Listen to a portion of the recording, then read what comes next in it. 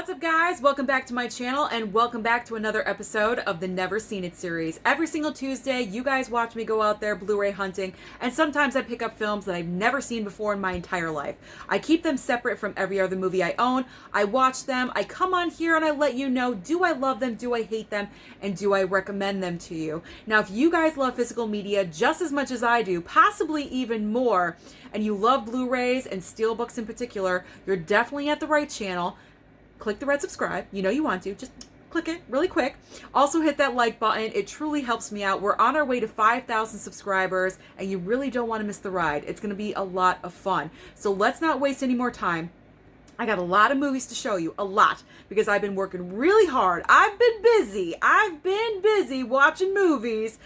Whew, because I got to make a dent in that Never Seen It pile. It is growing by the day. Okay. First up, the best that I enjoyed the most, Wrath of Man. Surprisingly enough, Wrath of Man. Probably my favorite Guy Ritchie film, and also Jason Statham performance. Now, we all know Jason Statham, action star, absolutely. But with this film, there is action, but I also loved how he had emotion behind his performance. Because in this movie, he's avenging his son's death. And to have that emotion behind you, it truly came through in his acting performance, and I highly enjoyed it. So I really love this movie. Great concept. Scott Eastwood is in this movie, kind of playing a bit of a villain. Don't want to spoil it. Well, whatever, it's spoiled. But I enjoyed him kind of playing outside of his normal. So all around this movie, good movie. I will definitely watch that again. The runner-up for my favorite, and this is so nostalgic because I grew up in the 80s, is Valley Girl. Like, totally tubular. 17-year-old Nicolas Cage. Now, this was his first real starring role movie. Before this, he was in Fast Times at Ridgemont High. If you blinked, you missed him. Tiniest little cameo on the planet. And he was also listed as Nicolas Coppola because Nicolas Cage comes from the Coppola family. He changed his name. He didn't want to ride on his family's coattails, so you got to respect him for that. And he got this movie being himself, not riding on anyone else's coattails. 17 years old. This movie was a lot of fun. It's one of those romantic movies. It's like a modern day Romeo and Juliet. He's from the wrong side of the tracks down in Hollywood, and she's the good girl from the valley. They shouldn't be together, but they should be together because they just have the chemistry. You're just rooting for them the entire time. Total nostalgic moment for me watching this. Grew up in the 80s, the clothing, the dialogue, everything they were saying. It was a total throwback for me. And the slipcover is pretty awesome. I love the slipcover. It's so cool. It's tubular. So, highly enjoyed both of those. Moving on to another Nicolas Cage. Next. The movie Next. Alright, so I enjoyed this movie. It has a great twist in it. However, I will say this. Anyone out there that's seen this movie, I'm going to throw out a theory at you. I think I would have preferred if Julianne Moore, who plays the FBI chick in this movie, if she was the girlfriend and Jessica Biel was the FBI chick. I think that would have worked better. Does anyone else agree with me on that? I really would have liked to see the chemistry between Nick Cage and Julianne Moore. I don't know. Maybe it's just me. But this is a great movie. It's entertaining. It's not going to blow your socks off or anything. But like I said, it's got the twist in there. And it's, I guess, fun. I don't know. Nicolas Cage is fun. It's always fun to see what he's going to do on screen. Because you never know. Because he's very crazy in all of his performances. Moving on to Above Suspicion with Emilia Clarke and Johnny Knoxville. I randomly picked this up at Walmart. There weren't a lot of new releases that week, and a couple of weeks later I was like, yeah, I'll get it, whatever. So this movie isn't the worst thing that I've seen, but it's definitely not the best either. It does have flaws here and there. However, I was surprised to know that this is actually based on true events. So if you guys don't mind spending, $12 to $14 at Walmart to pick up this title, it's not the worst thing in the world. To see this as a true story, it's a pretty incredible true story. Once I knew it was a true story, it kind of added on 20 points. So it's worth it. It's worth a watch. If you could probably rent it, or maybe just get it video on demand, something like that. I don't think you need the actual physical copy of it, but it's worth a watch. 2 words describe this next film. Delicious, fun. Delicious fun. Scott Pilgrim versus the World on 4K. Wow. This was an experience for me. I know this is a favorite movie of a lot of people out there. It's not my favorite, but this was definitely a good time. You can't really say anything beyond that. You really can't. It's just a good time. That's all it is. I mean, Scott Pilgrim is fighting 7 people to have a girlfriend. I mean, it's a ridiculous concept, but whatever. I just went with it. It's a good movie. I enjoyed it though. In the Line of Fire with Clint Eastwood on 4K. Finally got it. Oh, and to have the slipcover. Very excited about that. I've seen this movie before, but it's been a really, really long time. So once it's been about, I say 10 to 15 years since I've seen a movie, it goes back in the never seen it pile because I got to refresh my brain with it. So this was a great watch. Watched it with Mama and Daddy Blu-ray. We all enjoyed it. I mean, Clint Eastwood is classic. You really can't go wrong with a Clint Eastwood film. And John Malkovich. I mean, come on. He always plays a fantastic psycho. Psycho characters. That's like his specialty. I can't even have a serious face when it comes to this next movie. It's Judge Dredd. Judge Dredd with Stallone. Now, I ordered this because I got Dredd on Steelbook. Watched it. Didn't really care for it. It wasn't my favorite movie. And I knew it was based off of... I knew this was the original one. And I've never seen it, obviously. So I ordered it. I was curious, is this one better? I actually do think this one is better. Not by much, but it is better. I mean, it's just... You know what? Stallone and Rob Schneider together are a comic dream team. Why did they not do more things together in the future? I don't know why.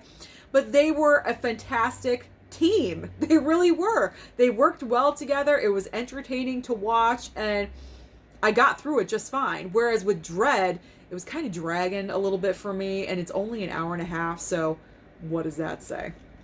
Great looking Steelbook, not so much of a movie. All right, moving on to the second half of the first pile. Okay. We have Ghost World Criterion. Yes, pick this up because my girl ScarJo's in it. It's been a really long time since I've watched it, obviously, so it went into the never seen it pile. It's one of those weird, quirky movies. Steve Buscemi's in it. If you need any clue at all, Steve Buscemi's in it. So you know it's quirky and weird. I know it's based off of a comic, I believe. And you gotta have a certain taste for it. This is not for everyone. I will say that right now. This movie is definitely not for everyone, but if you can enjoy that really dry sense of humor, then that's right up your alley, and I think you'll enjoy it. Wanted with Angelina Jolie, Morgan Freeman, James McAvoy. I mean, come on. Any action movie with Angelina Jolie. However, this was not her best. Definitely, I prefer Salt over this movie. She's kind of supporting. This movie does not revolve around Angelina. It's about James McAvoy. She's much of a supporting character. We don't see enough of her in this movie, in my opinion. Could have used a little bit more of Angelina, but it's still always a good, solid watch for me. It's a good action movie. All right. Oh, I forgot about this one. I had another movie at my bottom, but maybe it should have been this one. Jesus. Okay. Why was Bruce Willis in this movie? I really just don't understand. He's useless. He does not do anything. He's in probably 3 scenes, and every single time it's having coffee at the diner with Megan Fox for 5 minutes. That's it. That's all he's doing. Did he get paid massive amounts of money to do this or something? And even Megan Fox, she's supposed to be an FBI agent? Where did that come from? I had no vibe of an FBI agent from Megan Fox in this movie whatsoever. This movie is basic, it's bland, there's nothing original about this film. It's a recycled plot that we've seen over and over and over again. And you know what? Even though this isn't at the bottom, I'm going to toss it anyway because it deserves to be tossed, because I'm probably not going to watch it again anytime soon, which is unfortunate. I had hopes and they were crushed. Moving on to The Wrestler. Mickey Rourke, this was his comeback film because after he messed up his face, what was he thinking? But anyway, this was his big comeback into Hollywood. Great role. Absolutely fantastic. I can't picture anyone else doing it because it's just very raw and real, and Mickey Rourke just really gets down to it in this movie. Marissa Tomei. Whoop! That's another story. It's very revealing, I will say that. I can't comment much about this movie because I kind of fell asleep in the middle and then I woke up right towards the end. So I definitely need to rewatch this. I want to rewatch it, but from what I saw, I enjoyed it. It's solid. Solid movie. I will watch it again. I don't know how soon, but I will. Broken Hearts Movie Club. Is that what it is? Broken Hearts Gallery. Sorry, Broken Hearts Movie Club. Broken Hearts Gallery. Now, this came out recently. Not too old of a movie. What I like about this is that it does not follow the stereotypical formula of a romantic comedy. Your leading lady that you can see right here, she is not white, blonde, with a size 2-inch waist and, tall and legs for days. She's a short, kind of frumpy character. I enjoy that because that's real. That is reality these days, okay? In my opinion, more movies of this genre need to embrace different kinds of shapes into their characters because not everyone is a size 2. I know, okay? But, I mean, it's not the best rom-com, I gotta say. I enjoyed it, though, because I did get this from a subscriber. I'm not gonna be rude about it. It's not like I hated it. I did not hate it. I just don't know how much I can watch this, but obviously, I'm going to keep it in the collection. Moving on. And surprisingly enough, this one is not at the bottom. Howard the Duck. Okay, Howard the Duck Steelbook. I got it. Well, number one reason, because it is a Marvel property. I had to get it. Steelbook. I like the Steelbook. I think it looks pretty cool. Obviously, I've never seen this before.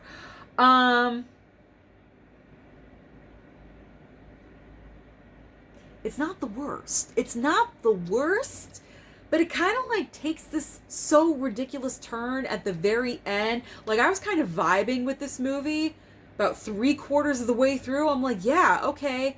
It's lame. It's totally like not good at all, but I'm rolling with it. I'm rolling with Howard the Duck. Okay, I'm going with it. And then when this thing is introduced, this like monster character, that's when it kind of just all goes to hell for me. But I'm not going to get rid of it. It's a Steelbook and it's Marvel, so I can't get rid of it. Okay. Be proud of me with this next one. Because it's Saw. It's Saw. Okay, so I have seen the first Saw long time ago. It went back into the pile because it's been so long. Now, I know the first Saw is not as gory and bloody as the rest of the franchise, but let's take some baby steps, okay? Because a year ago, I said I would never watch this. Not happening. Got the Steelbook. I made an effort. I'm making the baby step effort. This is the best of the bunch. It has to be. The first is usually always the best. And obviously the twist ending is classic.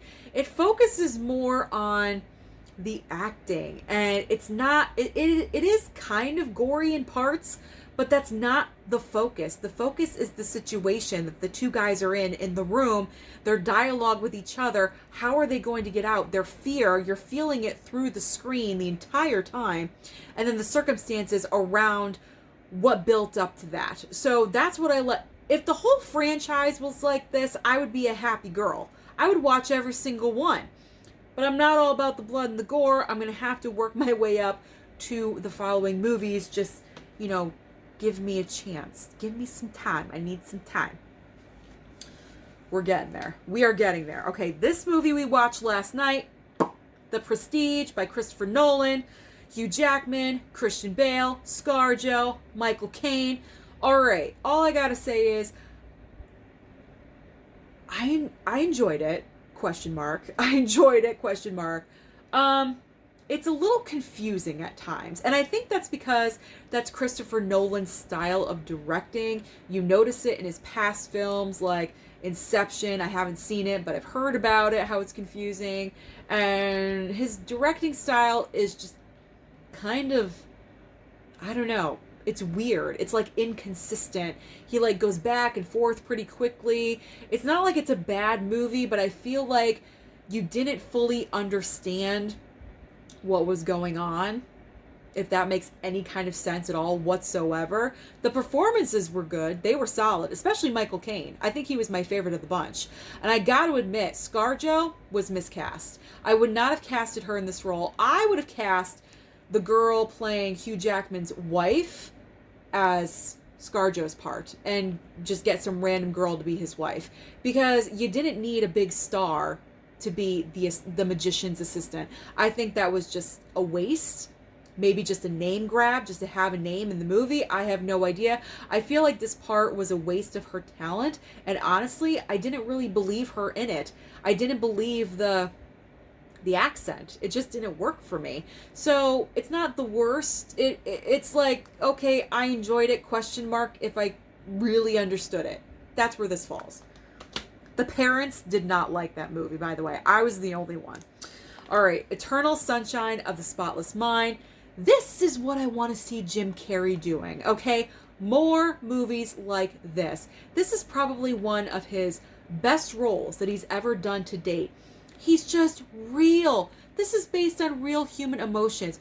Who has not wanted to erase their last relationship from their brain like they never existed? This is completely relatable. Kate Winslet, and I loved her in this because she's completely outlandish, unlike any other character we've seen her play. She's usually, you know, the English Rose, as she always says. And she's totally not in this film. She is a weird, eccentric, totally out there girl that changes her hair the way the sun sets. I mean, every day. So to see these two together, they have chemistry. Wonderful film. If you can understand it, and I understand it, but a lot of people don't with the way that it's filmed, but it is possible. It is a good movie. If you haven't seen it, please give it a try. Okay. Ooh, excited about this one. Rosemary's Baby. Oh yes, I went there the other night. I said, you know what? Let's do it. Let's watch Rosemary's Baby. Now, I've avoided this one, number one, because I'm new to horror. But number two, I think I had a different image of what this movie was in my brain. And it was totally not. It was totally a 180 of what I thought this movie was. Mia Farrow is fantastic in this film. I can't even believe she wasn't even nominated for an Oscar for this. I thought she was fantastic. She is obviously the focus of this movie. And for her going through what she's going through, feeling betrayed by her husband and putting these clues and these pieces all together, it's such a frightening experience. And yeah, there is, you know, the one horror element of what happened to her, absolutely. But if you take that out, sometimes you don't even realize you're watching a horror movie. And that's what's so great about this, and also with Hitchcock films, especially with Psycho, is that you don't even need to see the actual act of it happening, because knowing of what is going on is scary enough. It falls into that category. This is why it's a horror film. So, great. I enjoyed it. I don't know how many times I'll watch it. Probably once a year for October, Halloween time, but I'm so happy that I finally watched that, because that's cinema, in my opinion, right there. That is cinema. Okay. Let's lighten it up a little bit. 50-50. Well, not too much, because Joseph Gordon-Levitt's character is dealing with a cancer situation, so it's not too light. However, this is based on a true story from Seth Rogen's life. One of his good friends in real life came down with spinal cancer. They decided to make a movie about it. I love true stories, because without these movies, we would not know these situations or that these people even existed. So anytime I can watch a true story, I'm a happy girl. We all love this movie. My mom in particular. It kind of made her cry just a little bit. She, little sniffle here and there. I sniffled as well. Joseph Gordon-Levitt puts out a great performance. It was fantastic to see him in something where he's vulnerable and he's worried about what's going to happen from one day to the next. And it just, solid film, great film. I know I'm saying solid for a lot of these movies, but they are solid. They're great. Night and Day. You guys know, if you're regulars on the channel, I'm not the biggest Tom Cruise fan. However, this movie, he was fun. He had a personality. It was nice to see him in something where he was just completely ridiculous, and Cameron Diaz, the poor thing, gets brought into this situation that she did not ask for. They have fantastic chemistry together. I really wish that she would come back into acting. We miss Cameron Diaz so very much, but it was a pleasure watching this movie. It's a great romance/action film. If you guys have never seen this, definitely pick it up. If you do see it out there somewhere, I found that at Walmart for about $7.99. Another Criterion, and this one I decided to revisit because I don't know, I was just missing Reese Witherspoon, I guess. And that is Election. This is my favorite Reese Witherspoon performance. And the reason for that is because this character of Tracy Flick is unlike anything that I've ever seen her play before. You just want to smack her. She plays a high schooler that is determined to be president, and Matthew Broderick is doing everything in his power to stop her because he's head of the student government, and he does not want her to be president. And it's just it's a very independent, raunchy. It's raunchy. Sometimes it's raunchy. It is raunchy, not all the time. And fun fact, this movie is the first film of Chris Klein from American Pie. So if you guys watch Election, that is his first movie ever. You can kind of tell. I mean, he's not the brightest bulb in the box by any means. That's kind of his specialty of what he does. But it's cute. It's nice to see that this was his first movie. So it's a nice high school movie. Well, not. It's still raunchy. At the end of the day, it's still raunchy. All right. 5 more to go. Okay, let's make this quick. I told you I've been watching a lot of stuff. This one, watched it last night. This is our modern day When Harry Met Sally. When I watch this movie, I'm like, that's Billy Crystal and Meg Ryan. What am I watching right now? It's pretty much a ripoff with a spin. It's the same story lying underneath everything, but with just a little bit of a twist to make it different. Jason Sudeikis and what's her name? Alison Brie. They have natural chemistry together. It was good to see them play off of each other. It worked well. I don't mind it. I got it from the Dollar Tree, so I only spent $1 on it. So just because it's not the best movie on the planet, I'm not hating it. Save that for another movie. Just you wait. All right, Romancing the Stone, classic film from my younger days. Michael Douglas, Kathleen Turner, talking about natural chemistry together. These two, you could just see the sparks from across the room when they look at each other. It's fantastic. I picture myself in this situation. Like, I would be Kathleen Turner's character because you would never see me in the jungle, like, ever. Like, never, ever, ever. So I was laughing hysterically because I'm like, that's me. This is a very funny movie. It also has the sequel, Jewel of the Nile. I have to find it, because you got to complete something. You got to complete it. Got to get the sequel. So if you guys have it out there, let me know where I could find it, or I should look it up on Best Buy. They probably have it, but definitely worth the watch. Species. Okay, Species. This is not the best story by any means. It has a young Michelle Williams. I will say that. I was like, oh, Michelle Williams. So that was fun to have a nice little known cameo in the beginning of the film. The CGI effects, I guess, in this movie are hilarious because they're so bad. It's not a horrible movie by any means. It's not the best either. It's one of those movies where I'm like, I don't know how many times I'm going to watch it, but I'm not hating on it because I only got it for about $5. That's what it is. Deep Blue Sea. Deep Blue Sea. Okay, Deep Blue Sea.